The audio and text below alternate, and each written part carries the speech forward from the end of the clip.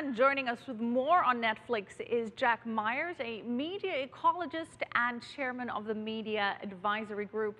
Jack, thanks for joining us. My pleasure. Let's start off with the earnings. They beat estimates, but the shares tanked after hours. Initially about 6%, now they're about 4% down in the after-hours markets. Why the sell-off? I expect it'll come back up. There are 26 out of the 37 analysts on Wall Street are reporting negatively on Netflix, and many of them think that the company's share is a house of cards, not just their biggest hit program. But that will come back. I expect the new programming coming on over the next several months and quarters will prove to be very successful. And Netflix is really dependent on subscriber growth, both here and internationally. And the soft subscriber growth numbers concerned investors and was the reason for the sell-off.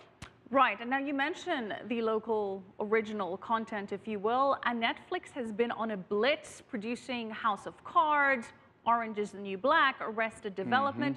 So is this the new Netflix strategy more so than renting $500 million a quarter in original content being spent now and into the foreseeable future. New deals with Disney for their movies, with DreamWorks for original animated programming, deal with Ricky Gervais for a new program called Derek. Right. So they've got new programs coming on almost every month for the next 4 or 5 quarters that they believe will spur even greater growth in the subscriber base, both here and internationally. But here's the deal. This new content costs a lot of money to produce. A lot of money. And if they want to stay competitive with the cable companies, they're charging, what, $8.99, $9.99 a month? Are they going to have to up that subscription price? Reed Hastings, the chairman, said they do not intend to up the subscription price. They tried a year ago. Last time they tried that, there was a major backlash. Major backlash.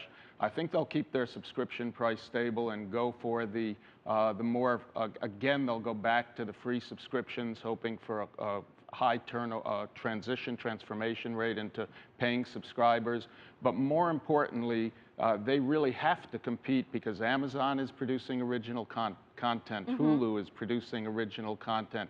They're not just competing with the cable companies. They're competing with HBO Go, and Amazon is really stepping up its game. And soon, next year, we're going to see Samsung and LG and Intel competing with original programming also. A lot of people getting into this party.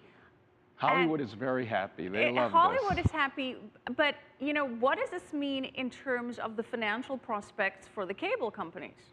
The cable companies are still the primary beneficiary. They're still selling the triple pack of cable, phone, and high-speed internet access.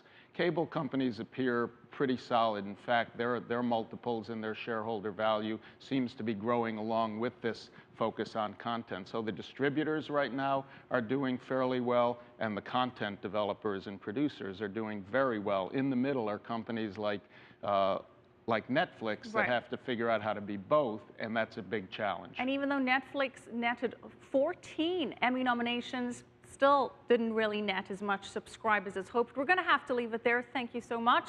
My pleasure. Mike Myers, chairman of the Media Advisory Group.